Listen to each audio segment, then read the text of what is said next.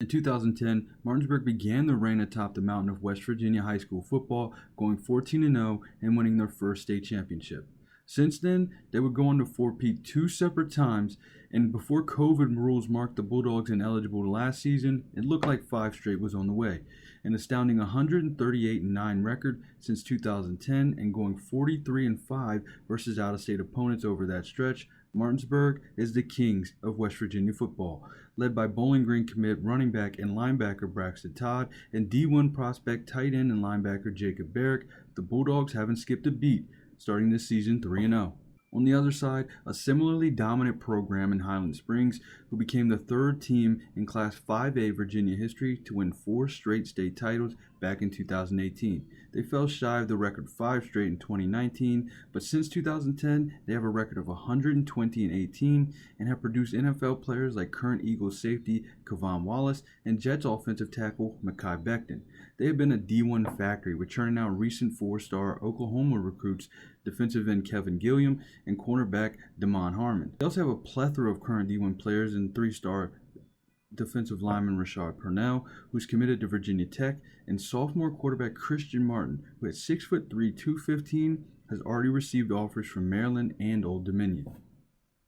These defenses kept things quiet for the most part, but Braxton Todd breaking some tackles and rolling it ahead for 17 yards here in the first quarter. The drive did stall out on a 4th down where Murphy Clement just couldn't pick up the first. He actually fumbled here at the end, but it didn't matter. He was short of the first down anyways. Highland Springs took over.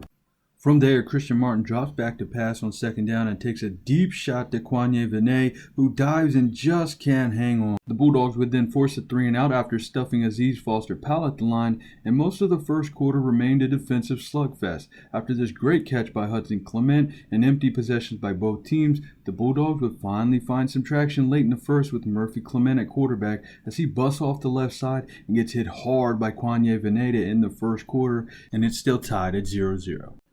To start the second quarter, Martinsburg keeps a little bit of momentum. Azerbaijan drops back, finds Jacob Barrick on the screen, and he takes it for about 15. Shortly after, though, Bajan fakes a handoff and drops back to pass, overthrows Hudson Clement right into the hands of Kwanye Vinay.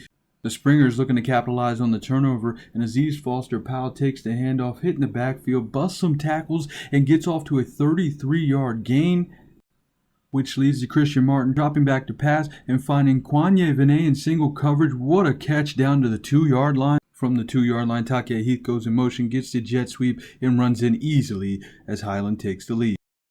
The Bulldogs' next possession, and Murphy Clement in at quarterback again. He takes a design run off to the left, breaks a few tackles, and he's off to the races. Not many people will catch him.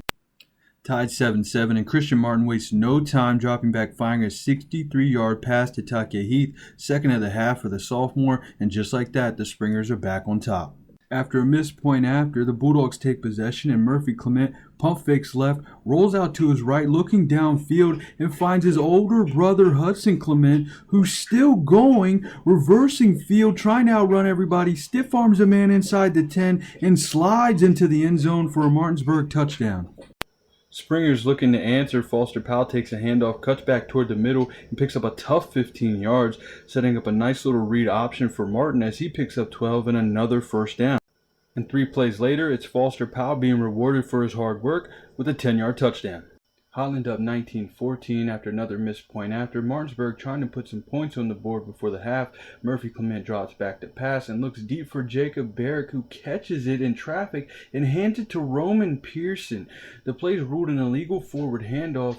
The Bulldogs don't get 6, but Terwilliger comes on and nails a 28-yard field goal, and it's 19-17. Starting the second half, Coach Sherman didn't want to give Highland Springs back the ball. He kicks an onside kick, and it bounces off a Highland player, and Martinsburg actually recovers. Braxton Todd takes the carry here on the RPO, heads off right, finds a hole, and gets into the end zone on what would be a touchdown, but a holding call brings it back, and Martinsburg is forced to settle for a 3. After an empty Highland possession, we pick up with Azerbaijan finding Hudson Clement across the middle on a nice little RPO, but this drive stalls deep in Highland territory after a failed 4th down conversion from Azerbaijan to Jacob Barrick. Highland takes over with a little over 4 minutes left in the third and start the drive with Foster Powell, who breaks through the line and is off to the races, shedding would-be tacklers, looking to have a huge gain into Bulldog territory, but Hudson Clement, chasing the play down, knocks the ball loose, and Martinsburg recovers. The Bulldogs can't capitalize though and are forced to punt, picking up on the Springers' next possession as they feed Foster Powell for 3 straight carries and find themselves inside the 5, where then Martin is able to punch it in on a read option. They do try for 2 to make it a 7-point game, but the pass falls incomplete. Martinsburg's next drive runs into the 4th and seems to be stalling a little bit until Murphy Clement breaks free on 3rd down for another 51-yard touchdown run, and the Bulldogs edge back out in front 26-25. Martinsburg would go for 2, and Braxton Todd is stuffed just shy of the end zone.